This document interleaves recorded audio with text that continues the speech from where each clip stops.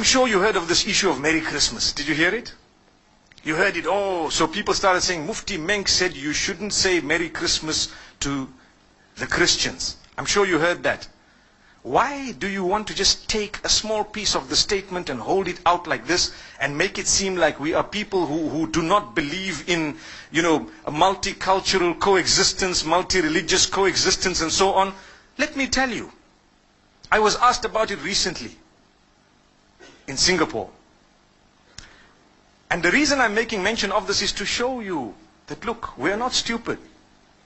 But sometimes people who want to look at it based on how the media has portrayed it may come to a decision or a conclusion that is not enlightened.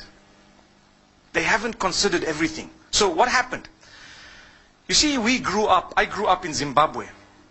We interacted from a young age with the Hindus, the Christians, the Jews, those who are from the African traditional faiths and so on, and we got along. We mixed in the schools from a young age, and as I grew up, I went to a high school that was purely Christian Catholic.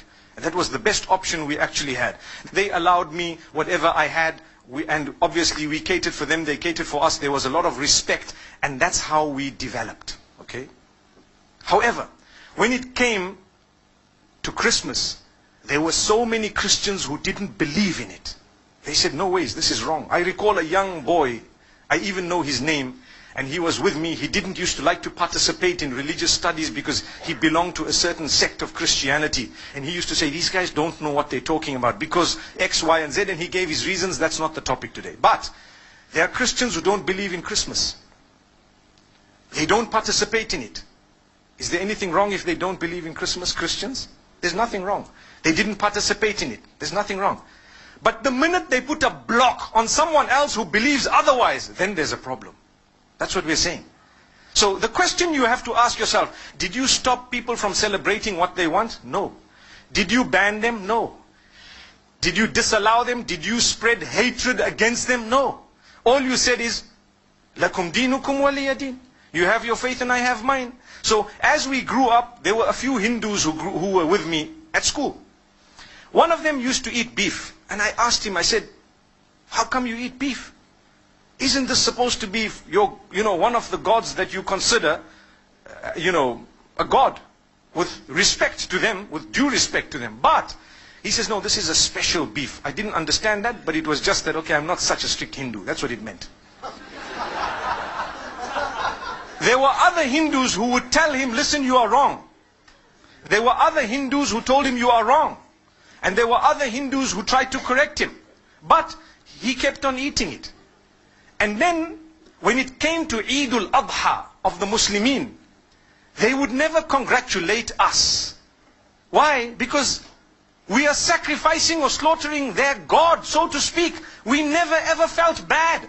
Don't expect, and please don't expect a Hindu to tell you Eid Mubarak at Eid al-Adha. Respect them and understand that what you are doing is blasphemous to them, but they've allowed you to continue. It doesn't mean they hate or they are intolerant. It just means that they believe differently and they have a separate system of belief, and it would be insulting to them to actually come onto this side here and tell you, look, as much as you're cutting my God, but well done, welcome, enjoy it, enjoy that. You don't expect it. Come on, use your brain. This is what tolerance and coexistence is all about. It's not about a statement. It's more about allowing them to believe what they have to, with respect in a way that you respect what they have as well. That's all it is. So what happened is, as time passed, it was amazing, because when it comes to the other faiths, we found the same. People didn't participate in some rituals of other faiths. That did not make them bigots. But they respected each other. There was a young man who became a Muslim from the Hindus. The day they were, when they die, what happens is they burn the body. They cremate that body. So this young man, his father had died, and they were cremating the body, and they asked him as the oldest son to actually light the fire. And he said, look, as much as you want me to do it, and that's my father, I'm sorry, it goes against my beliefs. And it caused a commotion until some of those who were wise, who knew, they said, look, that's the man's beliefs. Come on, leave him. Let the next son do it. How can you impose on him some? The idea is to coexist with your difference. That's what makes you a rainbow nation. That's what it is. But you don't shove your opinion down the throats of others. Just like now, in the Western world, they are banning you from covering your hair in some countries. That would create another problem. Why? Like the Honorable Minister said, it would make people feel that they are at war with the system. Because, hey, you know what? This is my basic right to believe something. I believe this is wrong. I believe this is right. That's the idea. So, from among the Muslims, there are those who believe that it's okay to participate in Christmas. And from among the Christians, there are those who believe that it's not okay to participate in Christmas. Look at the irony. But the idea is, if you believe that, by all means go ahead. You are answerable to Allah, not to me. If this one believes otherwise, go ahead. But please don't impose it on me. If I don't want, it's one of those things. Come on.